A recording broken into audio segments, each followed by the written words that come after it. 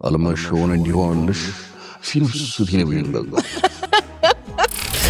ይሄ ድምጽ ያው የብዙዎቻችን የሚኮረኩር ድምጽ ነው። ማስታወቂያ አንዴ ነው ማለት ነው። የመጀመሪያ ማስታወቂያ የተከፈለህን ገንዘብ ታስታውሰዋለህ?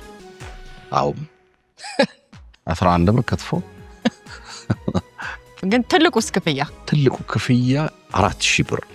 አሁን ላይ ባሉት ማስታወቂያዎች አሁን መራጭ ሆኛለሁ።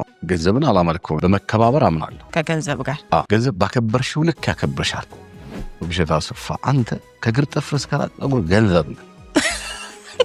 እሺ እንዴት አንተ ሊቸግር ይችላል? ገንዘብ ቸግሮ ያውቃል በጣም?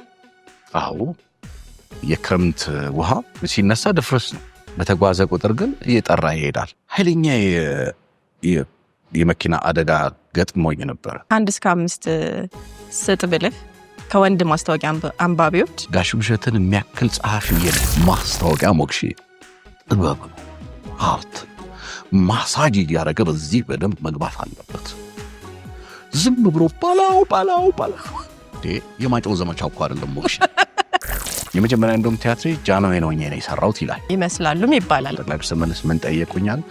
የጃንሆይ ልጅ ነው የሚባለው እውነት ነው? ባለቤት በጣም ቀይ ናት።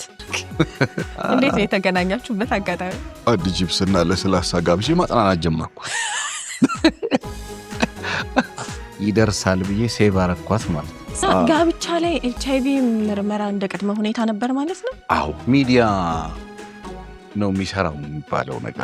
አሁን ለዚህ ጄኔሬሽን እንደ ቲያትር ሊመስል ይችላል። እኛ 5 ዓመት ሌት ሆና ነው ልጅ የወለድ ነው። ከ5 ዓመት በኋላ በጀነራሎቹ አጠቃልልን። ጀነራሎቹ መጡ።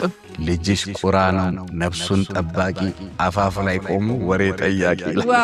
ከምን በላይ ደግሞ ፍቅር ያሸንፋል። ዋላ የምንለው ምን በጣም ትልቋ አባባል ነች። ዋላ እንደዚህ አይነት ድምጽ ይዞማ ወንድ ባይወልድ ነው የሚገርመዋል።